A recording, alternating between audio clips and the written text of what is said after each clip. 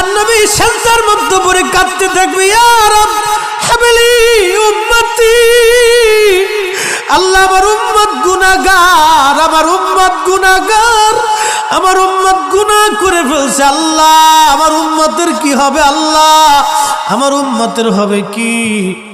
আল্লাহ পাক ডাক দিয়ে বলবেন, হাবিব আপনি আর সেজদায় পড়ে থাকবেন না, মাথা উঠান।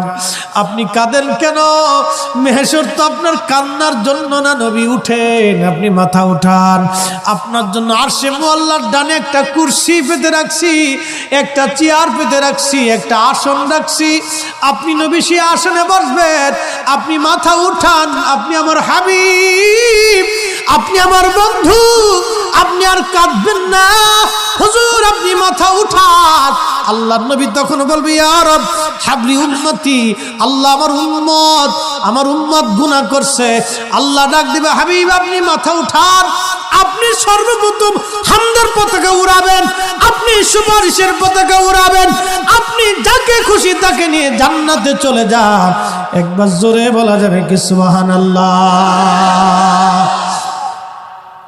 নবী আমার ডেকে বললেন, আয়েশা রে, মানুষের জীবনের কঠিন সময় যখন তার মৃত্যুর সময় এসে যায়, কঠিন মৃত্যুর দূত আসে, যখন গুনাহগার ব্যক্তি, যখন নাফরমান ব্যক্তির কাছে মৃত্যুর দূত আজরাইল আলাইহিস সালাম আসে, বিকট চেহারা নিয়ে আসে, দুর্গন্ধময় পোশাকগুলি নিয়ে আসে, দুর্গন্ধময় পোশাকগুলি নিয়ে আসে, বান্দাকে ধরতে আসে। তখন এই আত্মাটা, রুহুটা মাথার দিকে একবার দৌড়ায় যায়, হাতের কোণার দিকে দৌড়ায় আসে, পায়ের তলার দিকে দৌড়ায় যায়, সারা শরীরের ভিতরে ছটফট করতে থাকে। তখন এই মৃত্যুর যন্ত্রণা বাড়তে থাকে, এত কঠিন যন্ত্রণা তার হয়।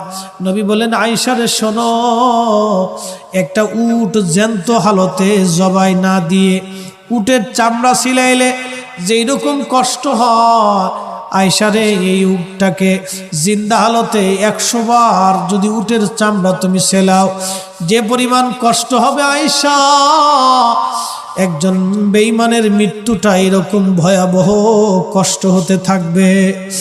আয়েশা রে তুমি কি জানো ইমানদারের মরণটা কেমন হবে?